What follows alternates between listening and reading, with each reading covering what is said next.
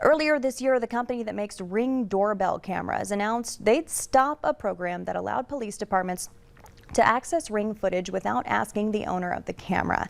So what does that mean for the average Ring Doorbell owner in our area? Valley News Team's Gabriel Osler spoke to local law enforcement to find out. When you think of crime and Ring doorbells, you probably picture something like this: porch piracy, as it's become known in popular parlance. But Ring cameras can be a tool in practically any investigation. Anything from, like you said, low-level package thefts all the way up to a homicide. How law enforcement acquires that footage, though, has changed.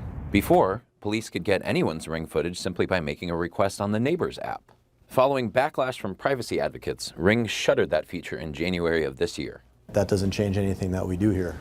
Now, law enforcement can get footage either by users voluntarily handing it over or via a search warrant. What we've always done at the Fargo Police Department for any kind of video footage that belongs to any kind of private entity is we need one of the exceptions to Fourth Amendment search and seizure, whether that be consent from the person that owns the video, so a Ring camera would be the owner of the house, or a search warrant to obtain the footage for that. The city of Fargo had a program called SafeCam that allowed people to register their surveillance cameras with the department in order to speed up investigations.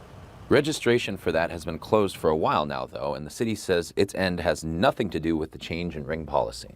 West Fargo's community camera program, on the other hand, is still going strong. It's obviously a way to keep your neighborhood safer, just by providing that extra eye for us when we are looking into incidents. Above all, though, both departments want to stress one key thing.